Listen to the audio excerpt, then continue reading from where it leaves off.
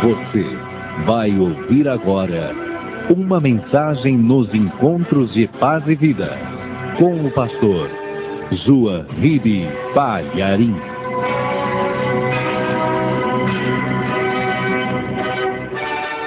Muito bem. Primeiro livro do profeta Samuel, capítulo 5. Vamos nos colocar todos em pés para ouvirmos a palavra de Deus. E você que já achou, verifique se ao teu lado tem alguém sem a palavra. Mostra para ela onde nós vamos ler. Primeiro livro do profeta Samuel, capítulo 5, verso 1 em diante, diz assim: Os filisteus, pois, tomaram a arca de Deus e a trouxeram de Ebenezer a Asdod. E tomaram os filisteus a arca de Deus e a meteram na casa de Dagom e a puseram junto a Dagom. Amém, igreja? Muito bem, já nós vamos explicar isso aí.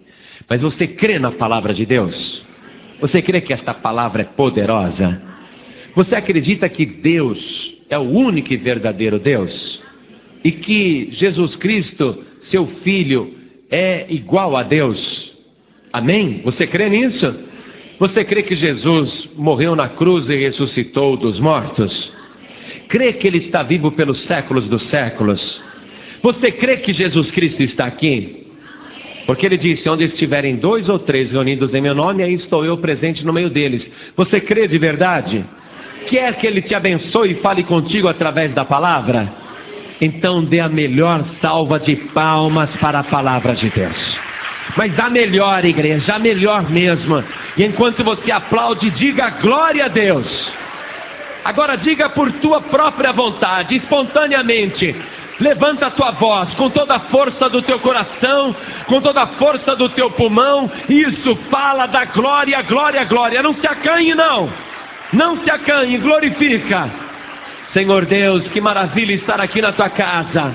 Agora nós vamos pregar a tua palavra. Mas este povo não quer ouvir um homem falando, eles querem ouvir o Senhor falar. Então vem agora com teu Espírito Santo e toma o nosso lugar, e toma os nossos lábios, e usa a nossa boca, e fala a cada vida que está aqui presente, e que a tua palavra vá e produza o resultado para o qual está sendo mandada, em nome do Senhor Jesus.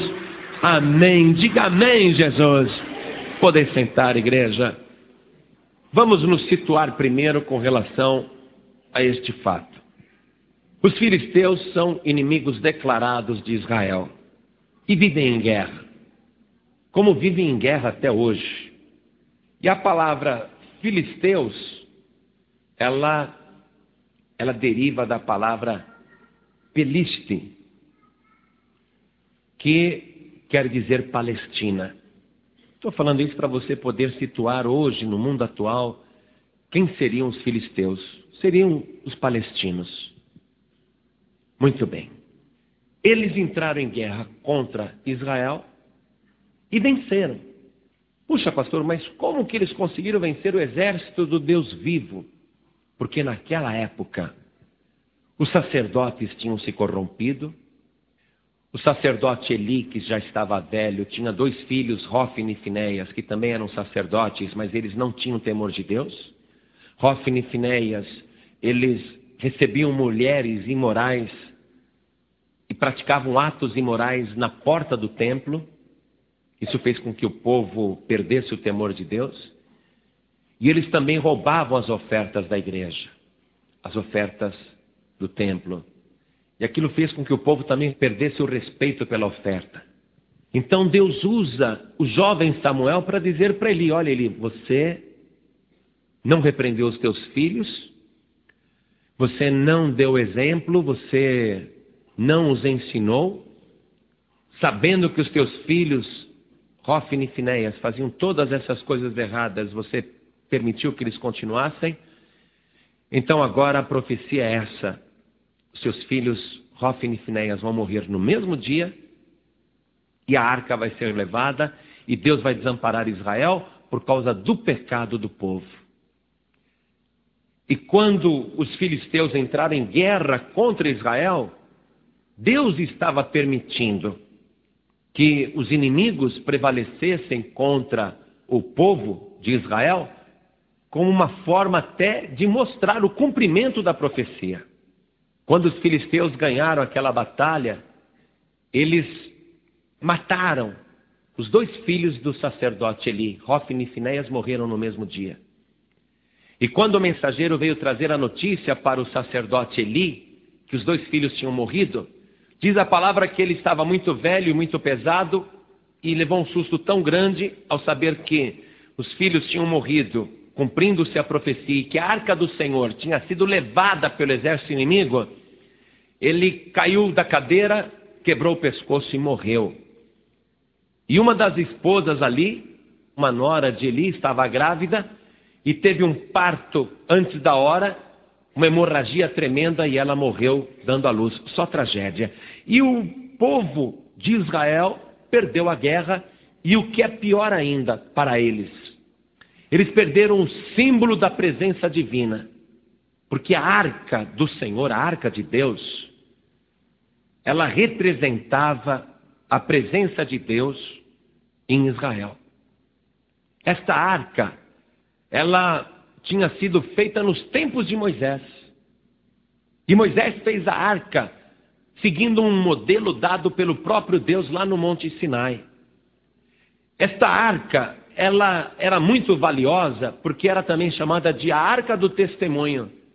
Dentro daquela arca, Moisés colocou as tábuas da lei que Deus esculpiu em pedra com seu próprio dedo. Os 10 mandamentos. Então, esta arca era sagrada, por ter sido dada por Deus, por ter as pedras com os 10 mandamentos escritos pelo dedo de Deus, e também havia ali uma amostra do maná, aquele maná que o povo comeu no deserto durante 40 anos, o pão do céu, e também tinha a vara de Arão que havia florescido. Quer dizer, só relíquia, só coisas históricas valiosíssimas. E esta arca que Deus tinha mandado Moisés construir e que vinha do tempo de Moisés, ela ficava guardada no tabernáculo, no lugar mais santo que existia, no Santo dos Santos, no lugar santíssimo. E o próprio sacerdote não podia entrar ali de qualquer maneira ou estando em pecado, porque aquela arca representava a santidade de Deus, e se alguém entrasse ali em pecado, podia morrer. E Deus tinha dado uma ordem expressa de que nunca ninguém deveria olhar dentro da arca, o que tinha dentro da arca. Evitar a curiosidade, porque se alguém fizesse isso, morreria.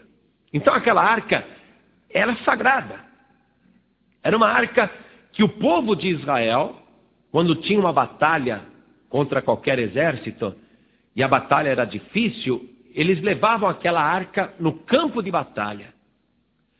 E aquela arca no campo de batalha representava a presença de Deus que iria vencer os inimigos.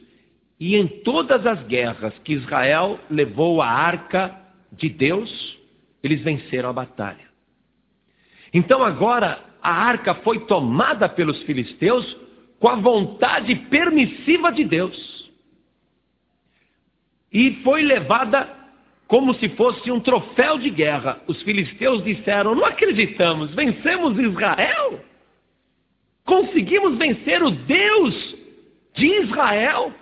Esse Deus invencível que tirou eles do Egito, que arrasou com Faraó, nós conseguimos vencer também o Deus de Israel?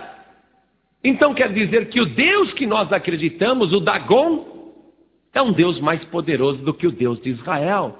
O nosso Deus é mais forte. E quem era Dagon? O Deus Dagon. Esse Deus Dagon, ele era venerado já há 2.500 anos antes de Cristo. E ele tinha um templo na terra dos filisteus, numa cidade chamada Asdod. Então os filisteus pegaram a arca do Senhor como um troféu de guerra e levaram a arca e colocaram no templo de Dagon. como se estivessem dizendo: olha, Dagom, obrigado por ter nos dado esta vitória contra o Deus de Israel. Ficou provado que Dagom é Deus mais poderoso do que o Deus de Israel. Mas não era isso. Não era. Deus permitiu que o inimigo tivesse vitória porque o povo estava fora da sua vontade. O povo tinha se rebelado, o povo tinha perdido o temor, o povo não obedecia mais.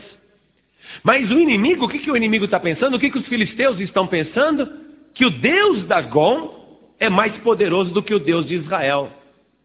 Sabe o que isso nos ensina? Que todas as vezes que nós saímos fora da vontade de Deus, sendo nós cristãos, pessoas que conhecem a verdade e a palavra, quando a gente sai fora da vontade perfeita de Deus, nós vamos dar chance para o inimigo ter vitória. Se você conhece a palavra e lá no teu serviço tem dado péssimo testemunho, ou na escola, ou na tua vizinhança, ou na tua parentela, as pessoas sabem que você é cristão, mas você não anda guardando um bom testemunho da tua fé. Então você está fora da vontade perfeita de Deus. E Deus então permite que coisas ruins te aconteçam, que o inimigo prevaleça. Sabe o que vai acontecer? Aquele teu parente que é macumbeiro, ele vai achar que a religião dele é melhor do que a tua. Porque ele está bem e você está na pior. Aquela tua vizinha, aquele teu colega de trabalho, vendo as coisas ruins acontecer com você, ele vai dizer que a tua religião não é boa. Que a tua religião não resolve os seus problemas. Então preste atenção nisso. Não é possível que você, sendo uma pessoa de Deus, fazendo a vontade de Deus, possa estar vivendo nessa situação de derrota e de miséria. Você vai ter que fazer um autoexame aí rigoroso da tua vida e descobrir onde você está saindo fora da vontade de Deus e corrigir rapidamente o que está errado, se arrepender e se consertar. Porque senão o inimigo vai blasfemar do teu Deus. Ele vai achar que o Deus que ele serve lá, os ídolos que eles servem, é mais poderoso do que o Deus que você serve. É como alguém que chega para mim e fala: ai, pastor, me ajuda, minha vizinha falou que vai fazer uma macumba para mim. Ah, você está apavorada por quê? Ah, porque ela é macumbeira da pesada. Ah, você está com medo porque você não está na vontade de Deus. Porque se você estiver dentro da vontade de Deus, ela pode fazer a macumba com o próprio Lúcifer e Satanás. Você vai levantar a tua mão e o inimigo vai cair por terra em nome de Jesus Cristo. Não existe ninguém maior e nem mais poderoso do que o nosso Deus. Se você está tendo derrota, o problema não é com Deus, é com você. E o problema aqui no caso não era a arca e nem Deus. O problema era o povo de Israel que estava em pecado. Então eles estão agora derrotados. Você vai ver como realmente o problema não é com Deus, porque os filisteus deixaram a arca da aliança, a arca de Deus, como uma oferta defronte de Dagom. Dizem que esse Deus Dagom, ele tinha um formato de peixe. Seria o Deus peixe. Outros dizem que Dagom seria o Deus do cereal, o Deus da lavoura, o Deus da colheita, por causa da raiz da palavra Dag, que tanto pode significar peixe, como Dagã, que pode significar cereal. Então ninguém sabe direito como que seria esse Deus Dagom, a imagem dele, mas era um ídolo enorme, um ídolo enorme. Eu tive um sonho que eu estava com algumas pessoas da Paz e Vida, e nós estávamos pescando. E a pescaria estava boa. E eu vi, nadando por debaixo da água, um peixe, mas tão grande e escuro, um peixe enorme. Mas um peixe horrível, com uma boca enorme que daria para engolir um homem. E eu pensei, nadar aí é perigoso. porque ele pode engolir um homem. Esse peixe é tão grande que pode engolir um homem. E a gente queria pegar aquele peixe, mas era um peixe preto, escuro, enorme, que nadava naquela água, e eu vi o peixe. E quando eu disse, esse peixe é perigoso, se aproximou alguém de mim, que eu não lembro o rosto, nem a pessoa como é que era, mas eu sei que era alguém do alto. E essa pessoa me disse assim: isso não é um peixe, isso é um dragão. E eu observei agora aqui na palavra que dragão e Dagon está muito perto. Acabo concluindo que, apesar de ninguém ter certeza de como que a imagem de Dagon era, eu estou mais inclinado a imaginar que era realmente o Deus peixe. Com formato de peixe, com rabo de peixe. Porque o peixe que eu vi ali naquelas profundezas, ele era tenebroso. E me disseram, é o dragão, não é o peixe. Eu só sonhei isso. Estou ligando uma coisa com a outra apenas para te falar, para você entender. Muito bem. Esse sonho até mostra que existem outros poderes. Poderes que agem perigosamente. Poderes com os quais você não pode facilitar. E quando ele estava lá nadando, eu acabo concluindo que a função desse dragão da água é comer os peixes. Se alimentar dos peixes e das pessoas que caem ali, naquela espécie de rio que não era um rio de água limpa. Eu acabo concluindo isso. Então não há dúvida nenhuma que há muitos mistérios e muitas forças no universo, muitas. Então, os filisteus estão agora louvando Dagon. Pegaram a arca de Deus, que era uma espécie de um baú, e colocaram aqui, era um baú todo de ouro, folheado de ouro por fora e por dentro, feito de madeira de cetim, e as tábuas da lei lá dentro, com os querubins em cima do propiciatório. E está de oferta ali. Então eles louvam a Dagon e diz, o Deus Dagon é maior do que o Deus de Israel. Eles terminam aquela adoração, fecham o templo e vão embora. No dia seguinte, pela madrugada, eles voltam ali para adorar Dagon, para homenagear Dagon. E nos diz a palavra de Deus que o ídolo Dagon, enorme e gigantesco, estava caído com o rosto em terra na frente da Arca da Aliança. E eles ficaram pensando, quem foi que fez isso? Quem derrubou Dagon na frente da arca? E eles tiveram que fazer um esforço enorme para levantar aquele Deus de pedra. Agora a gente sabe quem foi que colocou Dagon com o rosto em terra diante da Arca da Aliança. Aquele que é o Deus dos deuses, se é que existem outros deuses. Ele colocou Dagon com a face caída no chão, prostrado, para mostrar que só existe um único e verdadeiro Deus. Todos os outros deuses não valem nada, estão prostrados, estão caídos, porque eles não têm poder contra o verdadeiro Deus. Então você percebe aí que o problema não está com a arca nem com Deus, porque Deus agora começa a humilhar Dagon. O problema realmente estava com o povo de Israel por causa do seu pecado. A causa da derrota era culpa do próprio povo. Então eles levantam. Que triste, né? Ter um Deus que precisa da ajuda do homem para se levantar. Ter um Deus que os homens têm que fazer força para ele ficar de pé, porque, coitadinho, ele não consegue ficar de pé sozinho. Aí puseram ele de pé e o adoraram. O dia inteiro adoraram. E sabe como que eles adoravam Dagon? Até hoje as igrejas naquela parte do mundo não têm poltronas, nem cadeiras, nem bancos. As pessoas sentam-se no chão. Então eles vinham, sentavam-se no chão, com a perna assim, né?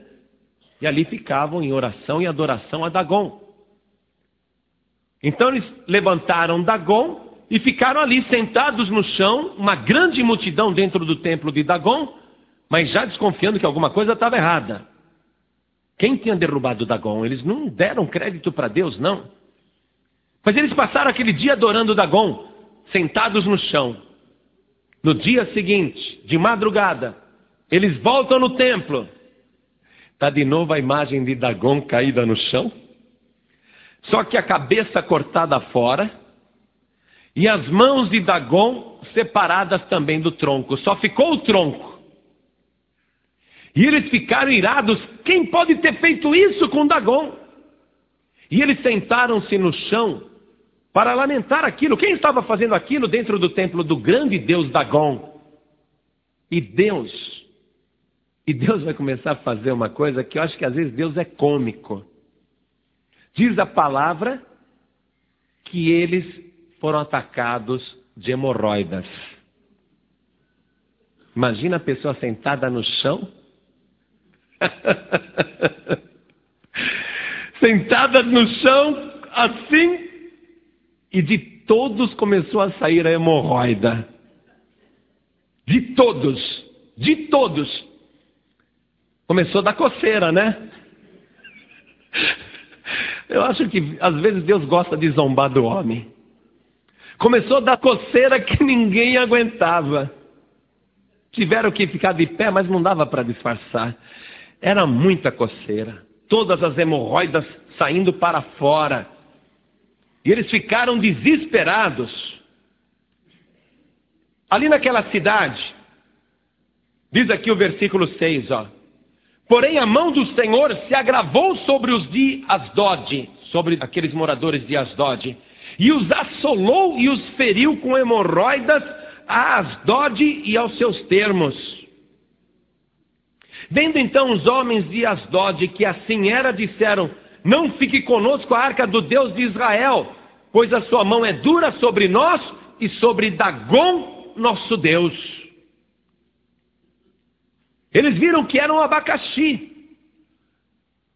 A arca da aliança, a arca de Deus, era uma bênção para o povo de Israel quando estava na obediência. Mas quando o povo saiu da obediência, deixou de ser uma bênção. A arca sagrada ali com os inimigos filisteus não iria trazer bênção, mas estava trazendo maldição. O que nós aprendemos aí? Primeiro, que não adianta a pessoa achar que é religiosa, achar que vai na igreja, faz campanha, etc. e tal, e achar que só por causa disso ela vai ser abençoada. Não adianta ela acreditar em Deus ou invocar a Deus apenas estando fora da vontade do Senhor. Perde a bênção.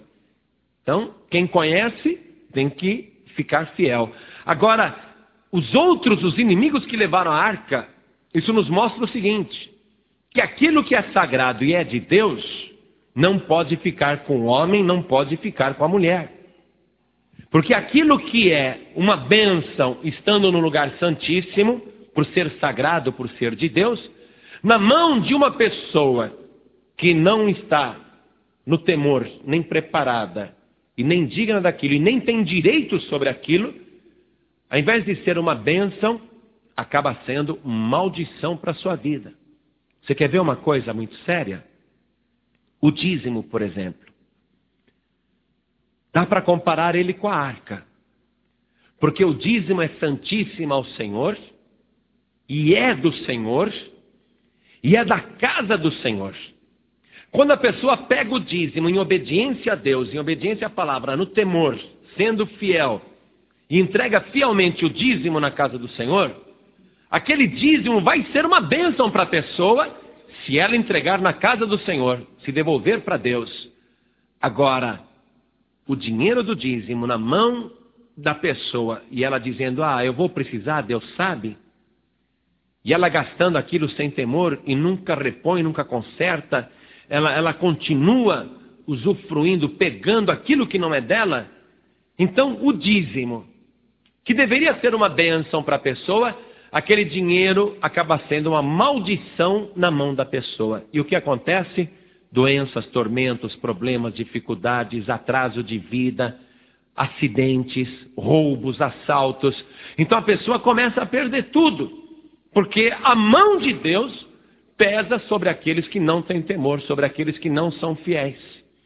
Então não fique de jeito nenhum com aquilo que é de Deus. Porque aquilo que é de Deus só pode ser usado por Deus.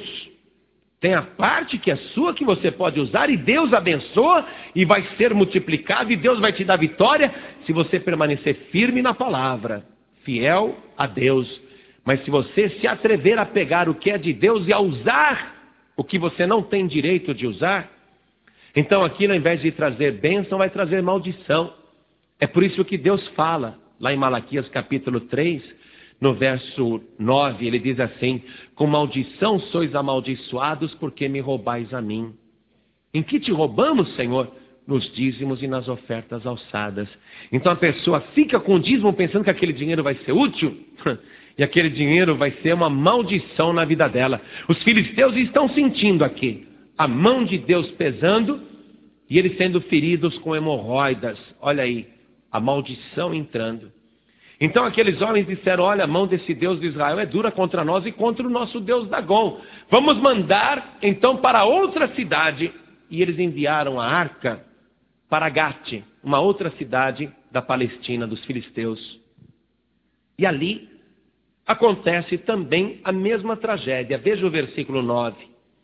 E sucedeu o quê? Desde que rodearam Gate com ela, a mão do Senhor veio contra aquela cidade com muito grande vexação, pois feriu os homens daquela cidade, desde o pequeno até o grande, e tinham hemorroidas nas partes secretas.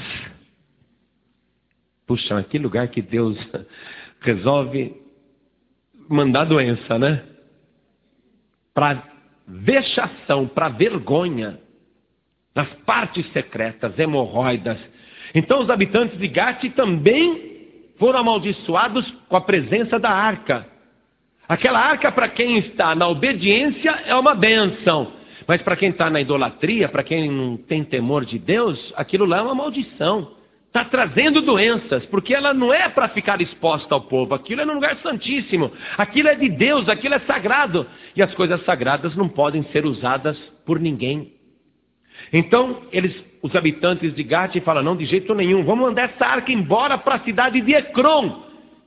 E quando eles estão chegando na cidade de Ecrom, com a arca cheia de hemorroidas, na cidade de Ecrom, os habitantes já estão sabendo da fama da arca, que ela está trazendo maldição para eles. Então eles avisam: não entre com essa arca aqui. Mas só o fato da arca ficar ali perto, o mal também entrou. Só que agora eles estão com temor. Está vendo? Porque o Dagom está com a cabeça cortada, está com as mãos cortadas. O Salmo 105, ele diz assim: os ídolos deles são obra das mãos dos homens. Tem boca, mas não falam. Tem olhos, mas não veem. Tem ouvidos, mas não ouvem. Tem mãos, mas não apalpam. Tem pés, mas não andam. Eles estão clamando para Dagom, mas Dagom não está resolvendo o problema. E o próprio Dagom não resolve nem o problema dele mesmo. Está lá com a cabeça cortada e as mãos cortadas. Ninguém pode socorrer uma pessoa nessa situação. Veja se na tua casa você não tem um Dagom. Pastor, que é isso? Eu não tenho nenhuma imagem de Deus peixe lá. Mas às vezes você tem outro ídolo. Às vezes você tem outra imagem. E é por isso que a tua vida não é abençoada. Por isso que você não consegue vitória. É só derrota, derrota. Quer dizer, está fora da vontade de Deus. E Deus está pesando a mão. O que eu faço, pastor? Primeiro, aqui os filisteus estão fazendo a coisa errada. Não sei se você percebeu. O que eles estão fazendo? Opa, estamos com um problema com essa arca. Tira essa arca daqui. Eles estão tirando a coisa errada. O que eles iriam tirar? Dagom. Eles deviam ter tirado o ídolo Dagom, mas eles estão tirando a arca. E ao invés deles fazerem a vontade de Deus, eles fazem a vontade de Dagom. Eles preferem Dagom. Então, se você quer a tua bênção, preste atenção. Não vai tirar a palavra de Deus da tua casa. Não vai tirar a fé da tua casa, da tua mente, do teu coração. Não vai tirar as coisas de Deus do teu coração. Não. Mas tire tudo o que está te impedindo de ser uma pessoa feliz. Tem imagens, tem ídolos, tem isso, tem aquilo, tem pirâmide, tem ferradura, tem pé de coelho, tem um monte de superstição dentro da tua casa, jogo de baralho, jogo de dominó, tem muita bebida dentro da tua casa. O que tem dentro da tua casa? Dá uma olhada, dá uma analisada, revista pornográfica, dá uma olhada, dá uma analisada. Retira tudo isso da tua casa e fica com o Deus Todo-Poderoso. E a bênção será sobre a tua vida, a bênção será sobre o teu lar. Tudo que você fizer vai ser abençoado. A doença não vai entrar dentro da tua casa. Os filisteus estão no erro. Eles querem tirar a arca. Eles deviam ter tirado Dagon. E lá em Ecrom, acompanhe comigo, versículo 10. Então enviaram a arca de Deus a Ecrom. Sucedeu, porém, que vindo a arca de Deus a Ecrom, os de Ecrom exclamaram, dizendo: transportaram para nós a arca do Deus de Israel para nos matarem, a nós e ao nosso povo. Quer dizer, tem temor. Começou a sentir temor. É o princípio da sabedoria. Versículo 11. E enviaram e congregaram a todos os príncipes dos filisteus e disseram: enviai a arca do Deus de Israel e torne para o seu lugar, para que não mate nem a nós nem ao nosso povo, porque havia mortal vexação em toda a cidade, e a mão de Deus muito se agravara ali. E os homens que não morriam eram tão feridos com hemorroidas que o clamor da cidade subia até o céu. Era choro dia e noite. Agora, o que adianta o clamor dos habitantes de Ecrom subir até o céu? Eles estão fora da vontade de Deus. Os que não morrem de hemorroidas ficam feridos, cheirando mal e chorando, gritando para o céu. Deus não responde. Porque a causa do sofrimento é que a pessoa está fora da vontade de Deus. Então eles chamaram lá uns adivinhos. Veja como eles estavam realmente no pecado. Diz aqui o capítulo 6, verso 3. Fazendo saber como tornaremos a enviar a arca ao seu lugar. E os adivinhos disseram. Eu vou ler o versículo 2 para dar mais sentido. Preste atenção. 1 Samuel 6, verso 2. Os filisteus chamaram os sacerdotes e os adivinhadores, dizendo: que faremos nós da arca do Senhor? Fazei-nos saber como a tornaremos a enviar ao seu lugar. Quer dizer, eles estão no erro, consultando adivinhos, os quais disseram: se enviardes a arca de Deus a Israel, não a envieis vazia, porém sem falta lhe enviareis uma oferta para a expiação da culpa, então sereis curados, e se vos fará saber, porque a sua mão não se tira de vós.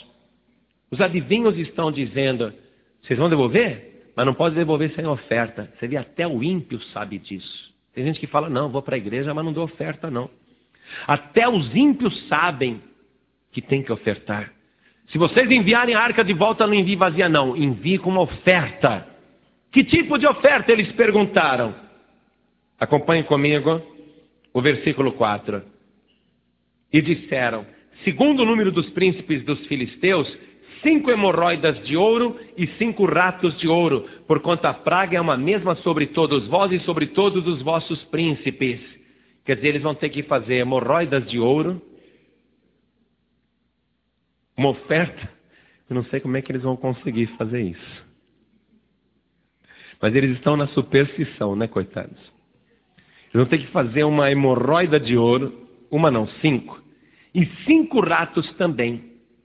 Porque os ratos estão se multiplicando na cidade, porque tem gente morrendo sem parar, a peste se espalhou. 5 ratos de ouro e 5 hemorroidas dentro da arca. Então eles fazem, não sei que formato que tinha, mas eles acreditam em ídolos, eles fazem oferta nesse formato. Versículo 5. Fazei, pois, umas imagens das vossas hemorroidas. Meu Deus, que humilhação. E as imagens dos vossos ratos que andam destruindo a terra, e dai glória ao Deus de Israel. Ô igreja, agora vai. Apesar de todo o erro, apesar de todo o misticismo, mas agora eles estão com temor e estão dando glórias ao único e verdadeiro Deus. Dai glória a este Deus. E aí que a coisa começa a melhorar para o lado deles. E você vê que coisa, eles não roubaram a arca porque ela era de ouro e eles não acharam que era um troféu. Agora eles vão devolver a arca e vão devolver ainda com ouro dentro. Não importa se é em formato de rato ou de hemorroida, mas é ouro. O povo de Israel depois vai derreter aquilo lá e vai aproveitar o ouro. Então eles estão devolvendo, mas com riquezas. A Bíblia diz que a riqueza do ímpio passa para o justo. Amém? Aquele que não serve a Deus, ele trabalha, ganha dinheiro para dar àquele que agrada a Deus. Isso é lei. E está se cumprindo aqui. Os filisteus estão agora devolvendo a arca, mas com riquezas para o povo de Israel. Então eles estão preparando esta oferta e já estão dando glória a Deus. Uma vez, uma mulher cristã, ela tinha a mania de dar glória a Deus por tudo. Em tudo. Até quando acontecia coisa ruim, ela dizia, graças a Deus. E a Bíblia diz, em tudo dai graças. E ela tinha um vizinho ateu. E esse vizinho ateu zombava e dizia, minha senhora, a senhora acorda de manhã e diz graças a Deus? Por quê? Porque foi Deus que me levantou. Mas a senhora ia levantar do mesmo jeito se Deus não te levantasse. Depois Deus não existe. Mas eu prefiro dar graças a Deus porque é Ele que me levanta. Mas a senhora na hora de comer dá graças a Deus. Pois é, porque se eu tenho alimento para comer, foi Deus que me deu. Mas, olha, a senhora ia ter comida para comer do mesmo jeito se não desse graças a Deus, porque Deus não existe. Falou, lógico que existe. E a senhora, para dormir, a senhora faz uma oração e dá graças a Deus. Dá glória a Deus. Sim, dou glória e graças a Deus, porque eu tive um dia de vida que foi Deus que me deu. E vou dormir agora e é Ele que vai me dar o sono, então dou graças a Deus. Mas minha senhora, a senhora até aquele dia de vida ia dormir à noite do mesmo jeito, mesmo que não desse graças a Deus. Ela falou, mas eu prefiro dar graças a Deus, porque tudo é Deus que dá, tudo é Deus que entrega. Então esse ateu resolveu zombar da mulher cristã. E ele comprou uma cesta básica, super caprichada, com muita variedade, com muito mantimento, e pegou aquela cesta básica e planejou colocar na porta da casa da mulher cristã. Porque ele já tinha imaginado. Ele falou, a hora que ela pegar essa cesta, ela vai dizer, graças a Deus. E eu vou chegar rápido e dizer, graças a Deus, coisa nenhuma, graças a mim. Então ele planejou e foi com aquela cesta super pesada, colocou na porta da casa da mulher cristã, bateu na porta dela e deu a volta e ficou atrás da parede. Escondido. Agora eu pego ela, agora ela vai ver que não é Deus não, fui eu. Aí a mulher abre a porta e vê aquela cesta, que coisa linda, ela nunca viu tanta comida na vida. Ela ficou maravilhada. Aí ela pegou, levantou os olhos para o céu e disse, oh meu Deus, graças te dou por ter me mandado todo esse alimento e por ter mandado o ímpio pagar a conta. O ímpio trabalha, se esforça para dar àquele que agrada a Deus, aquele que faz a vontade do Deus Todo-Poderoso. Diga graças a Deus! Você sabia que se você ficar na vontade de Deus, na bênção de Deus, na direção de Deus, você vai poder estraçalhar o inferno. Tudo aquilo que o diabo roubou e levou embora, tirou de você. Mas agora você entra na vontade de Deus. Tudo aquilo vai ser uma maldição na mão de Satanás. O diabo vai devolver correndo tudo aquilo que ele tomou e ainda vai devolver multiplicado em nome de Jesus Cristo, porque Deus está contigo. Deus, ele faz com que a riqueza do ímpio passe para o justo. Os filisteus estão devolvendo a arca cheia de ouro e ainda dizem, dai glória a Deus. Dai glória ao Deus de Israel. Muito bem. Só que eles começam a duvidar, falam, peraí, eu não vou levar essa arca para lá, porque à medida que a gente vai passando pelas nossas cidades, vai enchendo de hemorroida os habitantes. E ao mesmo tempo, quem vai levar? Eu não, eu quero ficar longe desse negócio da arca. E tem outra coisa. Será que essas pragas, essas doenças não são obra do acaso? Vamos fazer uma coisa?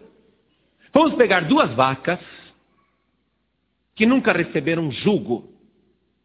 Vacas ariscas, que nunca receberam um cabresto. E você sabe que um animal que nunca recebeu cabresto, ele dá trabalho, ele não aceita, ele briga. Então, vamos pegar 2 vacas que nunca receberam jugo. E 2 vacas que estejam criando bezerrinhos, que estejam mamando. E vamos fazer um carro novo, para colocar a arca em cima. E vamos pegar os bezerrinhos e trancar dentro de uma casa, longe das suas mães. E vamos soltar essas vacas ariscas, indomáveis, que nunca puxaram carroça nenhuma. Vamos soltar para ver o que vai acontecer. Por que eles estão fazendo isso? Veja comigo o versículo 9. Vede então, se elas, as vacas, levando a carroça, levando a arca, se subir pelo caminho do seu termo a Bet-Semes, foi ele que nos fez este grande mal. Então foi o Deus de Israel. Se elas não forem lá para Bet-Semes direto, saberemos que não nos tocou a sua mão e que isso nos sucedeu por acaso. Não vamos ser bobo, não. Só que eles querem ajudar a coisa a não funcionar. Porque, veja bem, colocar cabresto e colocar para puxar carroça, um animal que nunca puxou, 2 vacas ainda andando juntas, uma ao lado da outra, não dá certo. O animal não puxa de jeito nenhum, ainda mais sem cocheiro, sem ninguém puxando, dirigindo, não vai. Segunda coisa, eles pegaram os bezerros que estavam mamando e trancaram numa casa. O que os bezerros ficaram fazendo? Como é que bezerro faz?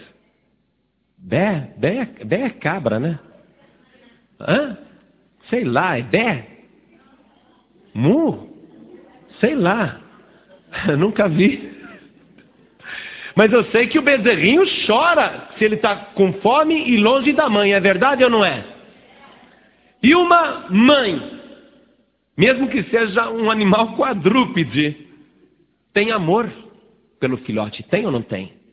Então imagina os bezerrinhos lá trancados com fome, né? Chorando. E as 2 vacas cheias de leite. E a prova é essa, sem cocheiro, sem ninguém puxando, para ver se elas atravessam a fronteira para Bet-Semes. Se vai mesmo. Se vai. Mas eles estão fazendo tudo para não ir. Porque olha aqui, coloca um cabresto numa vaca que nunca recebeu jugo e coloca os bezerrinhos trancados lá. E vamos ver se as vacas vão para Bet-Semes, direto na fronteira, ou se elas voltam. Se elas voltarem é porque tudo isso foi obra do acaso. E nos diz a palavra de Deus aqui, acompanhem comigo. No versículo 10, e assim fizeram aqueles homens e tomaram 2 vacas que criavam e as ataram ao carro, e os seus bezerros encerraram em casa, e puseram a arca do Senhor sobre o carro, como também o cofre com os rastros de ouro e com as imagens das suas hemorroidas. Então as vacas se encaminharam diretamente pelo caminho de Bet-Semes, e seguiam o mesmo caminho, andando e berrando, sem se desviarem nem para a direita nem para a esquerda. Sem se desviarem nem para a direita nem para a esquerda. Foram direto atravessando a fronteira para Israel. Escuta, ouve bem agora, porque essas 2 vacas estão dando uma lição espiritual para nós. Elas estão a serviço de Deus, devolvendo uma coisa sagrada ao seu legítimo dono, que tem um templo em Israel, que tem um tabernáculo em Israel. Elas estão indo na direção de Deus, fazendo a vontade de Deus, obedecendo a Deus. O que elas fazem? Elas deixam o território, elas deixam a cocheira, elas deixam os filhotes e elas vão direto, sem se desviar nem para a esquerda nem para a direita. Essas 2 vacas aqui estão sendo mais fiéis do que muitas pessoas que não são capazes de deixar nada para trás e que não andam na direção de Deus, que uma hora vai para a esquerda, outra hora vai para a direita. Mas você, meu querido, você não é um animal irracional, você não é um quadrúpede. E veja bem, você está ouvindo a palavra de Deus. Então hoje tome o caminho certo, tome o caminho reto, tome a direção correta e vá na direção do nosso Senhor e Salvador Jesus Cristo, sem desviar para a direita, sem desviar para a esquerda. Continua firme, porque Deus vai te abençoar. Deus está na direção da tua vida. E assim elas fizeram. E assim elas foram. Nós poderíamos ficar falando aqui mais uma hora, mas o que interessa para você é isto. Eu creio que desse acontecimento você já pegou todas as lições principais. Primeiro, não adianta dizer que é de Deus, conhecer a palavra e estar fora da vontade de Deus. Não adianta estar na igreja e fora da vontade de Deus. Confiar que pelo simples fato de você estar vindo na igreja, você pode fazer o que quiser. Porque aí Deus, Ele retira a bênção e entrega você para os inimigos. Jesus disse: pão é o sal, vós sois o sal da terra. Mas se o sal se degenerar, para nada mais presta a não ser para ser lançado fora e ser pisado pelos homens. Então, essa é a primeira coisa, tem que estar na vontade de Deus. Segunda coisa, aquilo que é sagrado, aquilo que é de Deus, você não pode usar. O que é de Deus é de Deus. Dai a César o que é de César e dai a Deus o que é de Deus. Tem coisa que é sua e tem coisa que é de Deus. O que é de Deus é sagrado. Amém, igreja? E além do teu dízimo e outras coisas, ofertas, etc., o teu corpo também tem que ser de Deus e tem que ser sagrado a Deus. Você tem que dar a tua vida para o Senhor Jesus. Você não pode recusar isso. Porque se você desobedecer, você será largado aos inimigos. E os inimigos vão prevalecer contra a tua vida, não porque eles são melhores, mas porque você é igual a eles. Ou até pior do que eles, porque você conhece a palavra e não está obedecendo. Outra coisa que nós aprendemos aqui, que nós temos que andar no caminho para fazer a vontade de Deus, sem nos desviarmos nem para a esquerda e nem para a direita. E o principal, não existe outro Deus. Não existe Dagon. Não existe Baal. Aliás, os filisteus acreditavam que Dagon era o pai de Baal. Esses dois deuses que o Deus de Israel humilhou e mostrou que não eram deuses coisa nenhuma. Só existe um único e verdadeiro Deus. E é Ele que está mandando esta mensagem para a tua vida, para que você agora entre no caminho e atravesse a fronteira. Você não foi criado para ficar no território dos filisteus. Você não foi chamado para andar atrás de misticismo ou falsas religiões. Deus te criou e está te chamando, e até duas vacas irracionais conseguem ouvir a voz de Deus, entrar no caminho e não se desviar nem para a esquerda nem para a direita.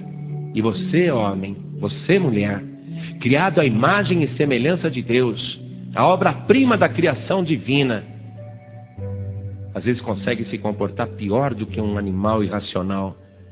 Eu não estou querendo julgar ninguém, quem sou eu para julgar alguém? Mas o Espírito Santo está cobrando isso de você.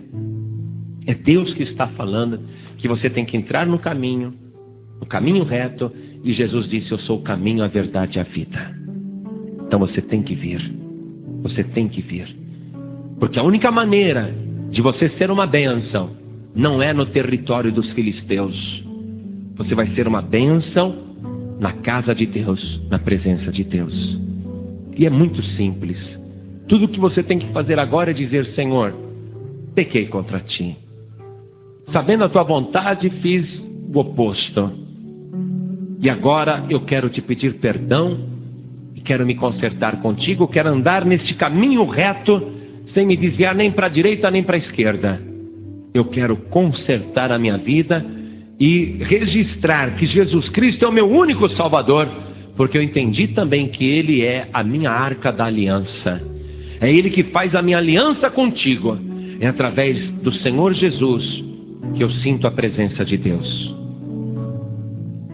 Então, neste momento, eu quero fazer uma pergunta simples, e quando eu digo eu quero, o Espírito Santo até me repreende, porque ele está dizendo que não sou eu, é Ele que quer fazer essa pergunta para você.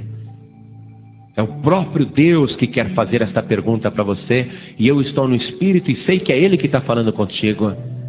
Ele está dizendo: você quer consertar a tua vida?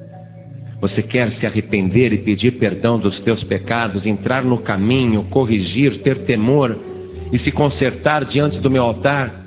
Quer andar firme em linha reta, sem se desviar nem para a direita e nem para a esquerda? O Espírito Santo está perguntando.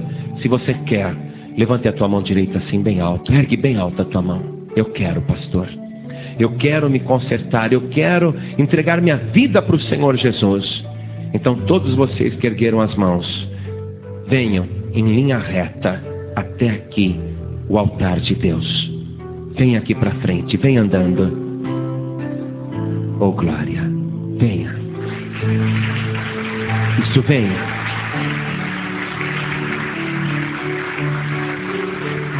Venha rápido, isso, venha correndo. Deixa tudo para trás. Não olha nem para a direita nem para a esquerda, venha. O povo de Israel, quando viu a arca de volta, glorificou a Deus, mas não tiveram temor. E muitos habitantes daquela cidade de Bet-Semes abriram a arca para olhar o que tinha dentro. E diz que morreram 56 mil pessoas daquela cidade. Uma mortandade só. Porque tem que haver temor para se aproximar de Deus. Das coisas sagradas tem que haver temor, não curiosidade. Curiosidade não. Deus não é show, Deus não é espetáculo. Para que a pessoa se aproxime dele tem que haver temor. E sabe o que o Espírito Santo está dizendo? Que você precisa manifestar o teu temor aqui na frente. Não aí no lugar que você está sentado, não. Não na tua poltrona, nem na tua cadeira, nem no lugar que você está em pé. Você tem que manifestar o teu temor diante do altar de Deus. Se aproximar de Deus com temor. E o Espírito Santo está me garantindo que tem pessoas no auditório da igreja que tem que vir aqui para frente para consertar a sua vida.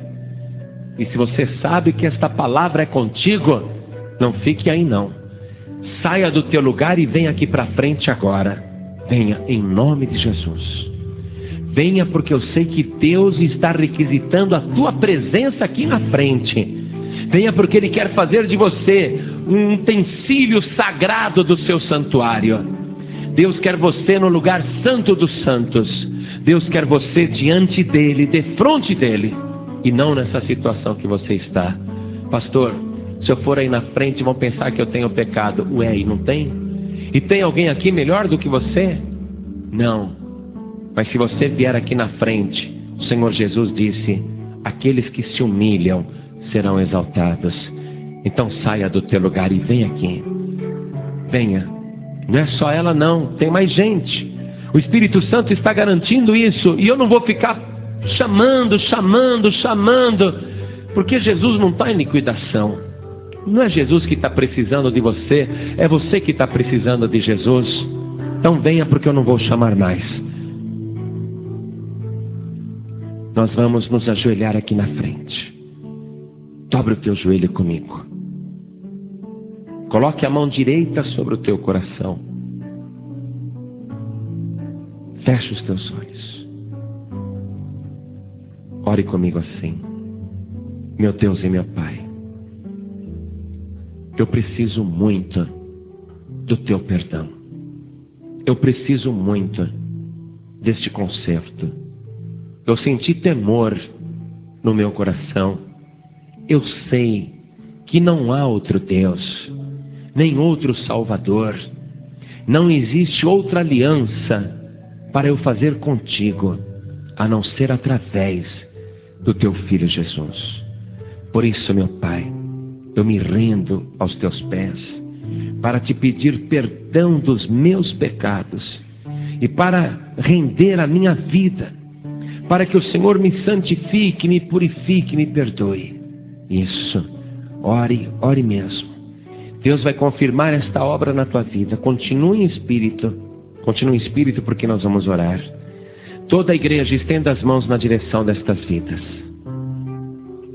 Agora você que devia estar aqui na frente e não veio, é uma pena. Eu acho que você devia vir. É uma pena, porque você devia estar aqui.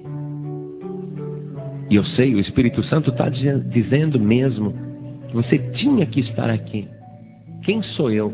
Quem sou eu para exigir isso de você? Mas é o Espírito Santo de Deus que está ordenando a você que está aí, se escondendo. O Espírito Santo está te mandando ainda vir aqui à frente. Por isso não fique não. Não fique e venha. Venha. Puxa, como Deus é misericordioso. Se dependesse do pregador, a oração já tem até acabado. Mas como depende dele, ele continua te chamando. E agora você está vindo. Isso. Vamos aplaudir o nosso Deus.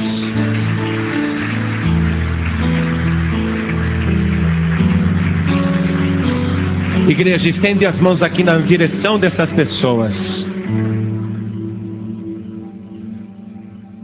Nós vamos orar por você. Senhor, nosso Deus e nosso Pai, o teu filho, a tua filha compreendeu que não adianta só estar dentro da tua casa, fazer campanha de oração. Essa pessoa entendeu que tem que te servir e andar na tua presença, sem se desviar nem para a esquerda nem para a direita. E esta pessoa também compreendeu que a nossa arca da aliança é o Senhor Jesus.